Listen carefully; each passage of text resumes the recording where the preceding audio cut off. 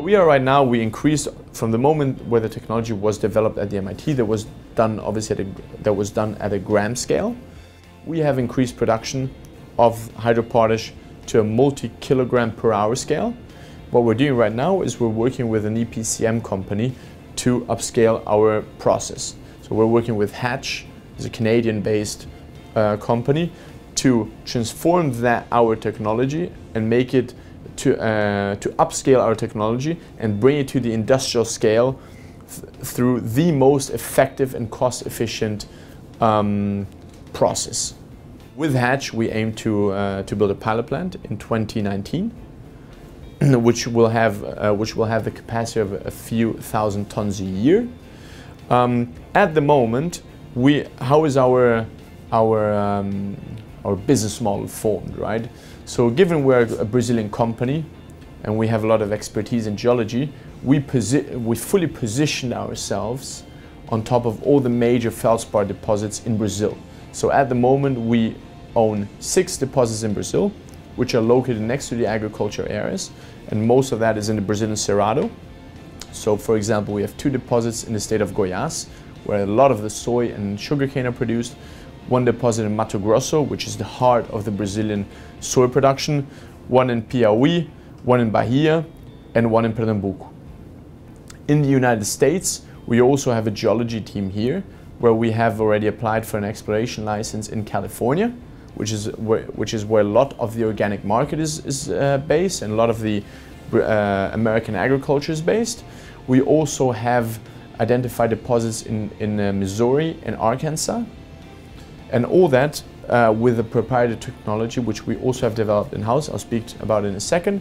We also have a shell in Australia, and we have identified feldspar deposits there as well. Interestingly, feldspar, given it didn't have any economic value up until now, not many people are looking for feldspar. So, and therefore they're not necessarily mapped in geologic maps. What we had to do was to therefore identify and also create an in-house tool which would allow us to easily identify feldspar deposits in any given country of the world. So what we have done, given our geology expertise and geologists in-house, we developed a software which, based on elevation data, magnetic data, and other publicly available data, allows us to very quickly and with absolutely no cost to us identify feldspar deposits all over the world. And this is how we have identified our deposits in the US and also found them there. This is how we have done it in Brazil and also Australia. So it's a method which gives us a very big advantage towards competitors because first of all, we own that deposit, we have the exploration license, but also if any competitor wanted to enter this market, he would not have the required technology for it, given it is patented, but also he would have a hard time identifying and finding that feldspar deposit in the first place. So at the moment we plan, we're finalizing the upscaling and working on the upscaling with Hatch throughout 2018. We aim to build a pilot plant in 2019, and by 2021 we aim to have a fully developed industrial scale plant producing hydropotash. The plant size which we imagine at the moment is roughly 2 million tons per year of production capacity.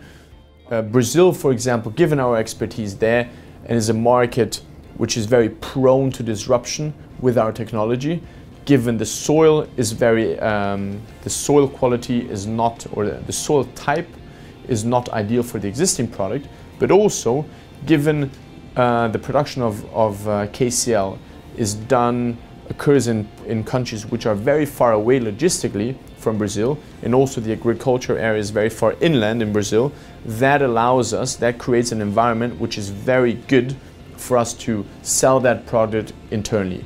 In the US is a much more developed market, but California, given we have a deposit there, we also see that as a major benefit to be able to tackle the US market, as well as Arkansas and Missouri.